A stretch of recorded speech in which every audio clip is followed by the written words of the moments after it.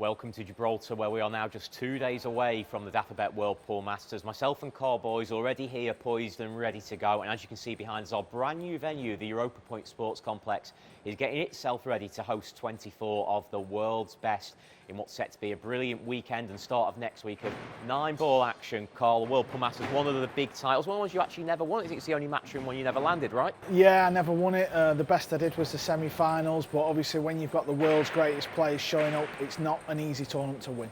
Semi-finals last time you played as well, that epic match with Ralph Souquet, we remember. Yeah, it was crazy really. I got in at the end because I'd sort of stopped playing, and a bit like the World Cup of Pool, just seemed to go on a bit of a mad one, and unfortunately lost out to Niels, who went on to win the tournament. Well, the bad news, everyone, is that Karl hasn't brought his cue. He's staying firmly in retirement, despite our best efforts to persuade him. Karl, it was a great comeback last week, but it gave you a chance to actually see some of these players up close and personal. Josh Filler in the final had a little bit of luck against yourself and Darren, but he's in form as well, isn't he? Yeah, I mean, it's fair to say Josh was probably the best or one of the top 3 players in the world. Such a natural talent, very easy to watch. You know, the fans love watching him because he plays exciting pool, and he's going to be a big danger to all the players in this event.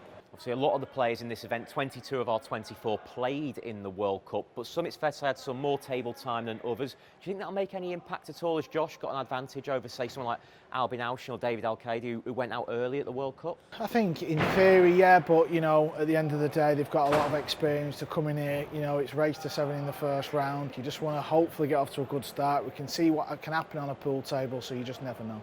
It is an elite field, isn't it? And we're glad to see Shane Van Boning back over as well. He's a player who we've not seen since the Mosconi Cup. Do you think he'll be? We've seen him practicing a lot on the Rassons at home. So do you think he'll be ready?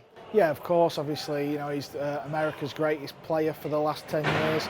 You know, he's won this tournament twice, so you know you can't just count Shane out no matter what pool tournament he's going to be playing. An exciting one in the preliminary round is the other 2 Americans in the field, Billy Thorpe and Skylar Woodward. I don't think they were too happy when we did the draw and they saw they were playing each other, but that's going to be a very exciting matchup for us to watch. Yeah, I think on paper, you know, Skylar's probably got the edge, but you just never know. I don't know what the head-to-head's like over the years, who's got the better of one another, but that's one of the first round time matches we're all looking forward to watching. Of course, David Al-Qaedi's won 2 of the last 3 World Pool Masters. Is he a favourite for you, do you think? Yeah, I think at the end of the day, he comes here with, you know, a lot of good memories in the World Pool Masters. It's a different venue, but he does well at matchroom events. We've seen him in the CLP. You know, he lost in the final to Albin. He lives for the matchroom sport pool events. We've got a few players making their World Pool Masters debut this week, who we've actually seen already this year. Christina Katach played at Championship League Pool. Of course, you got to see Jakub quite up close and personal in the semi-finals of the World Cup. Sanjin represented himself well there as well.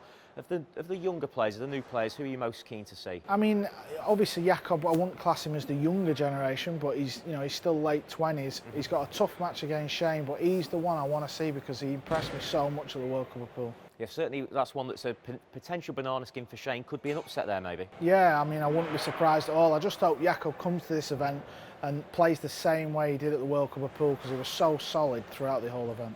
I know you and I have both had a look at the draw. What's standing out for you? Who do you think's got a good draw and might become a favourite? I think Jason's, you know, obviously it's such a tough event, but, you know, it's fair to say all the big hitters would be in the bottom half. I know that sounds a little bit crazy, but just on paper, I think Jason's going to have a good run. He played very well in the Mosconi Cup. I think this could be his tournament.